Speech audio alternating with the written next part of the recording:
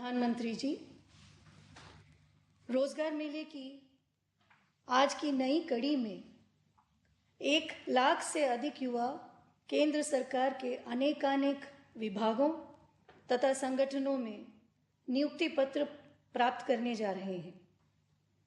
कार्यक्रम के शुभारंभ के लिए मैं माननीय राज्य मंत्री डॉक्टर जितेंद्र सिंह जी से स्वागत संबोधन के लिए अनुरोध करती हूँ। परम आदरणीय प्रधानमंत्री जी, रोजगार मेला का ये क्रम जो आपकी प्रेरणा और आपकी कल्पना से प्रारंभ किया गया था, उसका एक और अंक लेकर के हम आज आपके सामने उपस्थित हैं। आपने अपने बहुमूल्य समय में से कुछ क्षण निकालकर हमारी हौसला अफजाई की, आपका बहुत बहुत आभार। प्रधानमंत्री जी, आज एक बार फिर आपके द्वारा बटन दबाते ही 1 लाख से अधिक नियुक्ति पत्र जारी कर दिए जाएंगे, जिनको प्राप्त करने वाले देश के भिन्न भिन्न राज्यों एवं केंद्र शासित प्रदेशों में फैले हुए हैं।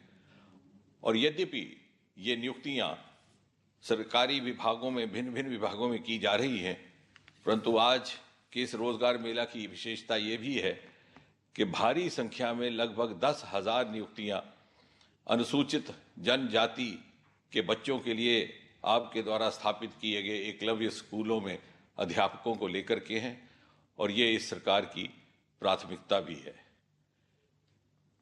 नियुक्ति पत्र के साथ साथ प्रत्येक उम्मीदवार को मिशन कर्मयोगी प्रारंभ की सुविधा भी उपलब्ध करवा दी जाएगी, ताकि वो अपने नए दायित्व को ग्रहण करने से पहले अपने आप को उसके लिए शिक्षित प्रशिक्षित कर सके।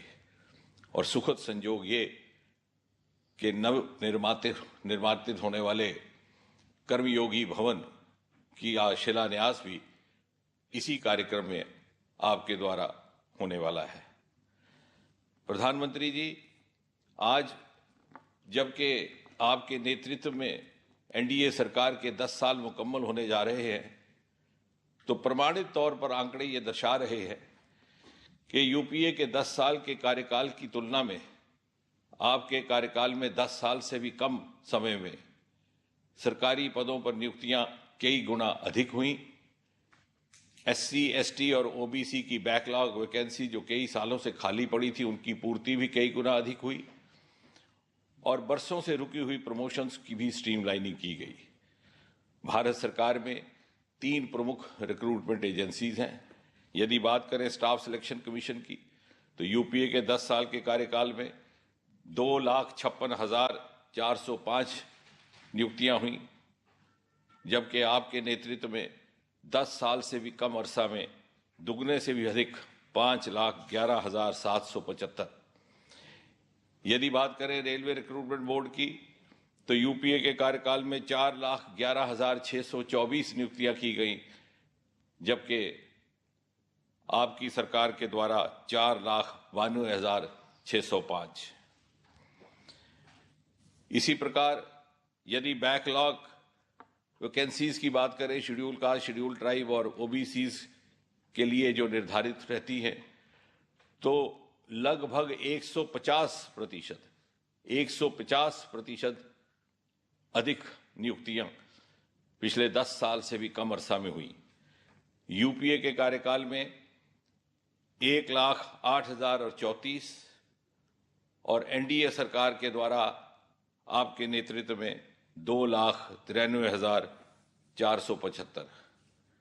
इसी प्रकार यदि प्रमोशंस की बात करें, तो हमने वो मंजर भी देखा है, बहुत से सज्जन जिस पद पर नियुक्त होते 20, 25, 30 बरस अपनी सेवा देने के बाद वहीं से सेवानिवृत्त रिटायर हो जाते। उनके दफ्तर के कुलीग उनको फेयरवेल देते, मगर उनके दिल में दर्द रहता। हमने आपके नेतृत्व में उस विडंबना को भी दूर किया। मास प्रमोशंस 4,000, 2,000, 9,000 का सिलसिला प्रारंभ किया और उस स्टैग्नेशन को समाप्त करने का प्रयास हुआ। यदि महिलाओं की बात करें, तो यूपीए के कार्यकाल में जितनी भी नियुक्तियां हुई, उसमें महिलाओं की हिस्सेदारी मात्र 7 या 8% तक रहती है।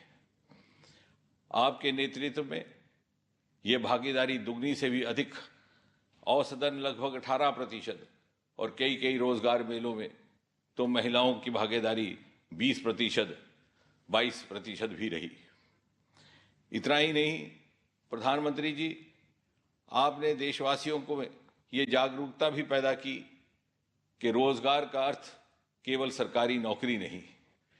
आपने लाल किले से आह्वान किया startup India, stand up India, और देश में स्टार्टअप्स की संख्या 350-400 से बढ़कर 1.25 लाख, 1.5 लाख तक पहुंच गई और हम स्टार्टअप की दुनिया में तीसरे दर्जे पर आन खड़े हुए।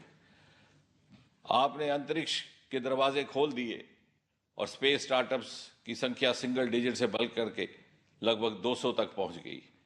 आपने बायो मैन्युफैक्चरिंग स्कीम की बात की तो बायो स्टार्टअप्स की संख्या 50 से बढ़कर के 6000 तक पहुंच गई।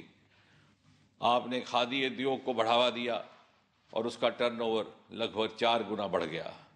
आपने बेरोजगारों के लिए अपनी जीविका स्वयं कमाने हेतु मुद्रा जैसी योजनाएं लाई और उसकी लाभार्थी भी 60 से 70% महिलाएं रहीं।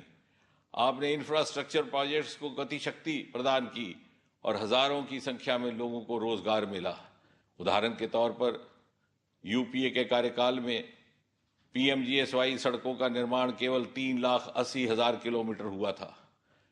आपके कार्यकाल में दुगने से भी अधिक, लगभग 8 लाख किलोमीटर।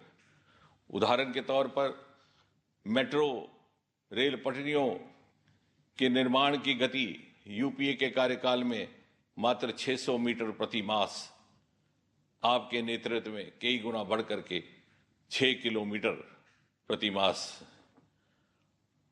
और इसलिए जहां सरकारी नौकरियों में रोजगार उपलब्ध रहा, वहां दूसरे साधनों से भी रोजगार उपलब्ध करने का कार्य आपके नेतृत्व में हुआ है। और आज ये जो युवा आपके हाथों से नियुक्ति पत्र प्राप्त कर रहे हैं, ये भाग्यशाली हैं कि अगले 20-25 वर्ष भरपूर ऊर्जा और भरपूर क्षमता के साथ राष्ट्र निर्माण में इनको अपना आप समर्पित करने का अवसर रहेगा। और सन 2047 में जब आज़ाद हिंदुस्तान अपनी 100वीं सालगिरह मनाएगा और आपके सपनों के विकसित भारत का शताब्दी उत्सव मनाया जाएगा, तो उस शताब्दी उत्सव को संवारने का, निखारने का काम भी इन्हीं नवनियुक्त नौजवानों के हिस्से में आया है। परमात्मा इनको सामर्थ्य दे, इनको सद्बुद्धि दे। इसी कामना के साथ प्रधानमंत्री जी, एक बार पुनः आपका बहुत बहुत धन्यवाद। धन्यवाद माननीय मंत्री जी। विकसित भारत में सरकारी सेवाओं को और अधिक नागरिक उन्मुख बनाने के लक्ष्य से मिशन कर्मयोगी क्रियान्वित किया जा रहा है। इस मिशन में जुटे सभी संस्थान एकीकृत रूप से एवं पूर्ण तालमेल के साथ मिलकर काम कर सकें, इस उद्देश्य से इन संस्थानों के लिए एक इंटीग्रेटेड ऑफिस कॉम्प्लेक्स कर्मयोगी भवन की परिकल्पना की गई है। मिशन कर्मयोगी के विजन को प्राप्त करने में यह इंटीग्रेटेड कॉम्प्लेक्स महत्वपूर्ण भूमिका निभाएगा। इस अपेक्षा के साथ मैं माननीय प्रधानमंत्री जी से विनम्र निवेदन करती हूँ कि इस कर्मयोगी भवन की आधारशिला रिमोट का बटन दबाकर रखें।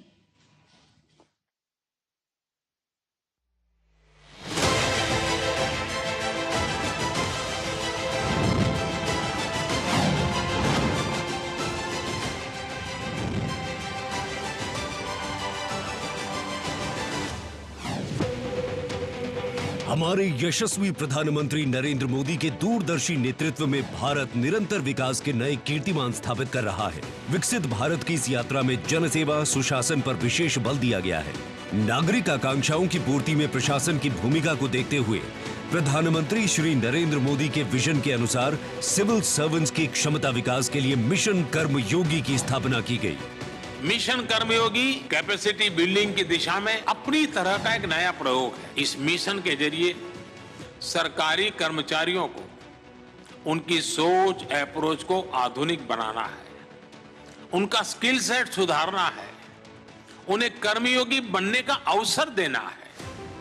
इन्हीं प्रयासों की एक कड़ी है कर्मयोगी भवन, एक एकीकृत परिसर जो कि सिविल सेवकों की क्षमता निर्माण के लिए केंद्र बिंदु के रूप में उभरेगा। मिशन कर्मयोगी के कार्यान्वयन में जुटे संस्थान Karmayogi Bharat SPV, capacity building commission, सचिवालय प्रशिक्षण और प्रबंधन संस्थान तथा कार्मिक और प्रशिक्षण विभाग के प्रशिक्षण विंग एकीकृत रूप से कार्य कर सके, इसके लिए इस इंटीग्रेटेड कॉम्प्लेक्स का निर्माण किया जा रहा है। कर्मयोगी भवन 2 चरणों में निर्मित हो रहा है।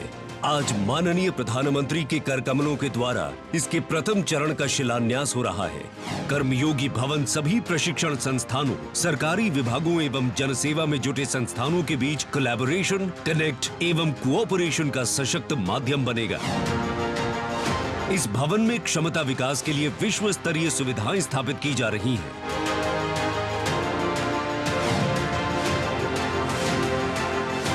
ये कर्मयोगी भवन वास्तव में माननीय प्रधानमंत्री के रीथिंक, रीइमेजिन एंड रिफॉर्म दृष्टिकोण की अभिव्यक्ति है, जो विकसित भारत के लक्ष्य को पूरा करने में एक निर्णायक भूमिका निभाएगा।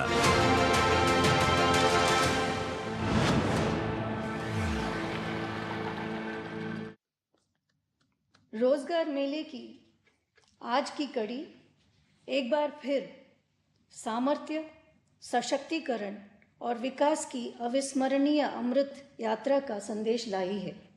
इसी संदेश को जन जन तक पहुंचाती प्रस्तुत है एक लघु फिल्म। विगत 10 वर्षों में देश के हर क्षेत्र में हुए विकास की गति से हर देशवासी गौरवान्वित है। देश के इस विकास में हमारी युवा शक्ति का अतुलनीय योगदान रहा है। आकांक्षा, ऊर्जा और उत्साह से लबालब युवा शक्ति के सपनों को पंख देने के लिए मोदी जी के नेतृत्व में पिछले 10 सालों में लगातार नए अवसर और नई संभावनाएं सृजित की गई हैं। रोजगार के नए अवसर पैदा हो रहे हैं। नए युवा उद्यमी भी रोजगार मांगने के बदले रोजगार देने वाले बन गए हैं। इसी सिलसिले की अगली कड़ी है रोजगार मेला। रोजगार मेला युवा शक्ति के साथ राष्ट्र निर्माण के सपने को सार्थक कर रहा है। रोजगार मेले के तहत भारत सरकार सहयोगी राज्य सरकारों के साथ युवाओं को सरल, समय सीमित और पारदर्शी तरीके से सरकारी नौकरियां प्रदान कर रही है। केंद्र सरकार की योजनाओं को जमीन पर उतारने की सबसे बड़ी जिम्मेदारी आप सभी नवनियुक्त सरकारी कर्मचारियों पर है। जब आप जैसे लाखों युवा सरकारी सेवाओं से जुड़ते हैं तो नीतियों को लागू करने की स्पीड और स्केल भी बढ़ जाता है। इससे सरकार के बाहर भी रोजगार के अवसर तैयार होते हैं, साथ साथ काम काज की नई व्यवस्था भी बनती है। आज रोजगार मेले में देश भर में विभिन्न सरकारी पदों पर 1 लाख से ज्यादा युवाओं को जिम्मेदारियां सौंपी जा रही हैं। जोश और नए विचारों से ओतप्रोत ये युवा राजस्व विभाग, गृह मंत्रालय, उच्च शिक्षा विभाग, परमाणु ऊर्जा विभाग, रक्षा मंत्रालय, स्वास्थ्य एवं परिवार कल्याण मंत्रालय, जनजातीय मामले मंत्रालय इत्यादि में विभिन्न पदों पर राष्ट्र निर्माण में योगदान देंगे। इनमें दिल्ली पुलिस में 9,000 से अधिक हवलदार एवं सिपाही, राजस्व विभाग में 5,000 से अधिक कर निरीक्षक एवं कर सहायक, एम्स एवं केंद्र सरकार के अस्पतालों में 11,500 से अधिक डॉक्टर, नर्स एवं पैरामेडिकल कर्मचारी तथा दूर दराज के इलाकों में शेड्यूल्ड ट्राइब्स के बच्चों के लिए बने एकलव्य मॉडल विद्यालयों में 8,200 से अधिक अध्यापकों एवं प्राचार्यों के नियुक्ति पत्र सम्मिलित हैं। चाहे वो आधारभूत संरचना हो, औद्योगिक विकास हो, सांस्कृतिक नवजागरण हो, कृषि क्षेत्र का विकास और किसानों की बढ़ती समृद्धि हो, करोड़ों गरीबों के जीवन में उत्थान का नया सवेरा हो, या अंतर्राष्ट्रीय स्तर पर भारत की बढ़ती साख और प्रभुत्व, यशस्वी प्रधानमंत्री श्री नरेंद्र मोदी के कुशल नेतृत्व में गरीब कल्याण, युवा, अन्नदाता किसान तथा नारी शक्ति, इनको केंद्र में रखते हुए भारत ने पिछले 10 सालों में अभूतपूर्व परिवर्तन और विकास देखा है। इस नए भारत की आकांक्षाओं और विकसित भारत के लक्ष्य को पूर्ण करने के लिए इन नवनियुक्तों की क्षमता विस्तार हेतु मिशन कर्मयोगी के अंतर्गत लाखों कर्मयोगी प्रशिक्षित हो चुके हैं। विभिन्न पदों पर नियुक्त ये युवा अपनी ऊर्जा, उत्साह, सेवा और समर्पण के साथ राष्ट्र निर्माण में अपना योगदान देंगे और वैश्विक स्तर पर भारत को अग्रणी बनाने में महत्वपूर्ण भूमिका निभाएंगे।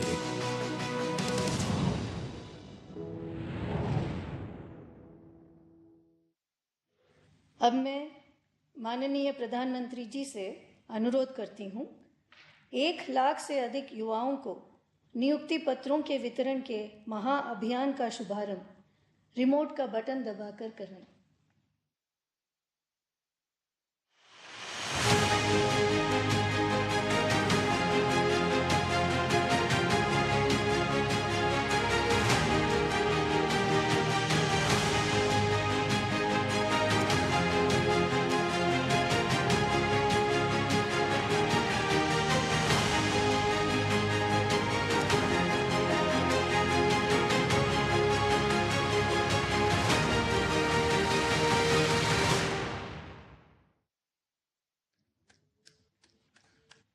माननीय प्रधानमंत्री जी से निवेदन है कि रोजगार मेले के इस विशेष अवसर पर अपने प्रेरणादायक आशीर्वचनों से हमें तथा राष्ट्र की युवा महाशक्ति को अनुग्रहित करने की कृपा करें। मेरे प्यारे युवा साथियों, आज 1 लाख से ज्यादा युवाओं को सरकार में नौकरी के लिए नियुक्ति पत्र दिए गए हैं। आपने कड़ी मेहनत से अपनी ये सफलता हासिल की है। मैं आप सभी को और आपके परिवार को बहुत बहुत बधाई देता हूं। युवाओं को भारत सरकार में नौकरी देने का अभियान लगातार तेज गति से चल रहा है। पहले की सरकारों में नौकरी के लिए विज्ञापन जारी होने से लेकर नियुक्ति पत्र देने तक बहुत लंबा समय लग जाता था। इस देरी का फायदा उठाकर उस दौरान रिश्वत का खेल भी जमकर होता था। हमने भारत सरकार में भर्ती की प्रक्रिया को अब पूरी तरह पारदर्शी बना दिया है। इतना ही नहीं, सरकार का बहुत जोर है कि भर्ती प्रक्रिया एक तय समय के भीतर पूरी कर ली जाए। इससे हर युवा को अपनी योग्यता साबित करने का समान अवसर मिलने लगा है। आज हर युवा के मन में विश्वास है कि वो कड़ी मेहनत और अपनी प्रतिभा के दम पर अपनी जगह बना सकता है। 2014 के बाद से ही हमारा प्रयास रहा है कि नौजवानों को भारत सरकार के साथ जोड़कर उन्हें राष्ट्र निर्माण का सहभागी बनाएं।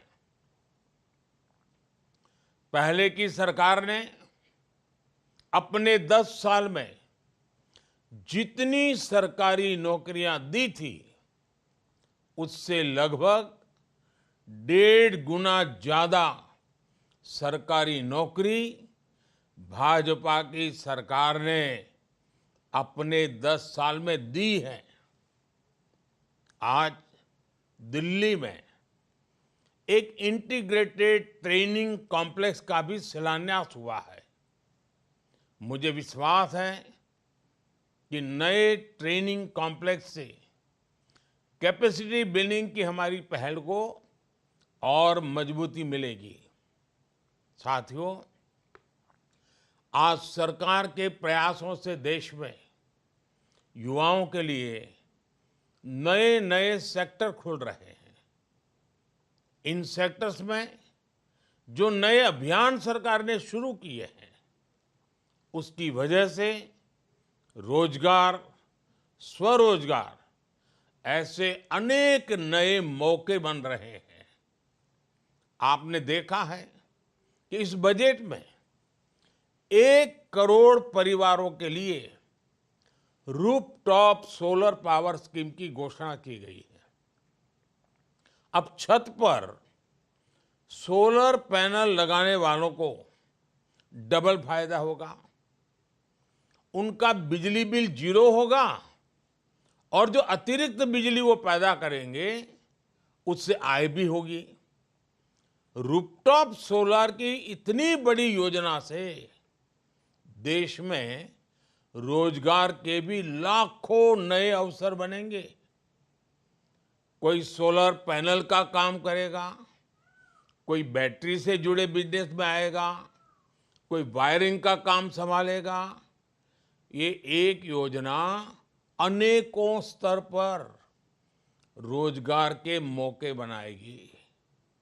मेरे युवा साथियों, आज भारत दुनिया का तीसरा सबसे बड़ा स्टार्टअप इकोसिस्टम है। देश में स्टार्टअप्स की संख्या अब 1.25 लाख के आसपास पहुंच रही है। मुझे ये देखकर बहुत खुशी है कि इनमें बड़ी संख्या में स्टार्टअप्स छोटे छोटे टियर 2, टियर 3 ऐसे शहरों में हो रहे जो जिला केंद्र भी नहीं है। इन स्टार्टअप्स में युवाओं के लिए लाखों रोजगार बन रहे हैं। इस बार के बजट में स्टार्टअप को मिलने वाली टैक्स छूट को आगे बढ़ाने का भी ऐलान किया गया है। इसका बड़ा लाभ हमारे युवाओं को मिलेगा। बजट में रिसर्च और इनोवेशन पर 1 लाख करोड़ रुपए का नया फंड बनाने की घोषणा की गई है। साथियों, आज इस रोजगार मेले के द्वारा भारतीय रेलवे में भी नियुक्तियां हो रही हैं। जब भी कहीं लोगों को परिवार के साथ लंबी यात्रा पर जाना होता है तो भारतीय रेल आज भी सामान्य परिवार की पहली पसंद होती है। भारतीय रेलवे आज एक बहुत बड़े ट्रांसफॉर्मेशन के दौर से गुजर रही है। इस दशक के अंत तक भारतीय रेलवे का पूरी तरह कायाकल्प होने जा रहा है। आपको याद होगा 2014 से पहले रेलवे की क्या स्थिति थी। रेलवे लाइनों का इलेक्ट्रिफिकेशन हो या दोहरीकरण करना हो, ट्रेनों का संचालन बेहतर करना हो या यात्रियों के लिए सुविधाएं बढ़ानी हो, इस तरह पहले की सरकारों ने उतना ध्यान नहीं दिया जितना ध्यान दिया जाना चाहिए था। पहले की सरकारें सामान्य भारतीय की परेशानियों के प्रति उपेक्षा का भाव लिए रही। 2014 के बाद हमने ट्रेन यात्रा के पूरे अनुभव को नया करने का अभियान शुरू किया। हमने रेलवे के मॉडर्नाइजेशन और अपग्रेडेशन फोकस किया। इस बार आपने बजट में भी देखा होगा, सरकार ने ऐलान किया है कि वंदे भारत एक्सप्रेस जैसी 40,000 आधुनिक बोगियां तैयार कर उन्हें सामान्य ट्रेनों में जोड़ा जाएगा। इससे सामान्य यात्रियों का सफर और सुविधाजनक हो जाएगा। साथियों, देश में जब कनेक्टिविटी का विस्तार होता है तो उसका प्रभाव एक साथ कई चीजों पर पड़ता है। कनेक्टिविटी बेहतर होने से नए बाजार बनने लगते हैं, पर्यटन स्थलों का विकास होता है। कनेक्टिविटी बेहतर होने से नए बिजनेस तैयार होते हैं और इससे रोजगार के लाखों अवसर बनते हैं। यानी कनेक्टिविटी अच्छी होने का सीधा प्रभाव देश के विकास पर पड़ता है। विकास की गति तेज करने के लिए इंफ्रास्ट्रक्चर में निवेश बढ़ाया जा रहा है। इस बार के बजट में इंफ्रास्ट्रक्चर के लिए 11 लाख करोड़ रुपए का निवेश का लक्ष्य रखा गया है। इंफ्रास्ट्रक्चर पर इतने बड़े खर्च से रोड, रेल, हवाई अड्डे, मेट्रो, बिजली जैसे हर प्रोजेक्ट में तेजी आएगी। इससे रोजगार के नए अवसर भी बनेंगे। साथियों, आज जिन युवाओं को नियुक्ति पत्र मिला है, उसमें काफी संख्या पैरा मिलिट्री फोर्स का हिस्सा बनने जा रही है। युवाओं की भी ये अपने आप में बहुत बड़ी आकांक्षा पूरी हो रही है। पिछले कुछ वर्षों में पैरामिलिट्री फोर्स में भर्ती प्रक्रिया को रिफॉर्म किया गया है। इस साल जनवरी से हिंदी और अंग्रेजी के अलावा 13 भाषाओं में लिखित परीक्षा लेने का फैसला लागू हो चुका है। इससे लाखों प्रतिभागियों को अपनी योग्यता साबित करने का समान अवसर मिला है। बॉर्डर पर स्थित जिलों और उग्रवाद प्रभावित जिले का कोटा भी बढ़ाया गया है। साथियों, विकसित भारत की यात्रा में हर सरकारी कर्मचारी का बहुत बड़ा योगदान होगा। आज जो 1 लाख से ज्यादा कर्मचारी हमारे साथ जुड़ रहे हैं, वो इस यात्रा को नई ऊर्जा और गति देंगे। आप चाहे जिस विभाग में रहे, ये याद रखें कि आपका हर दिन राष्ट्र निर्माण के लिए समर्पित हो। आप सभी सरकारी कर्मचारियों की कैपेसिटी बिल्डिंग के लिए भारत सरकार ने कर्मयोगी भारत पोर्टल भी लॉन्च किया है। इस पोर्टल पर विभिन्न विषयों से जुड़े 800 से ज्यादा कोर्स उपलब्ध है। अब तक इस पोर्टल से 30 लाख से ज्यादा यूजर्स जुड़ चुके हैं। आप सब भी इस पोर्टल का पूरा फायदा उठाएं और अपनी स्किल्स का विस्तार करें। मैं एक बार फिर आप सभी को नियुक्ति पत्र पाने की, आपके उज्जवल भविष्य की, आप कैरियर के हर पड़ाव में देश को कुछ न कुछ देकर के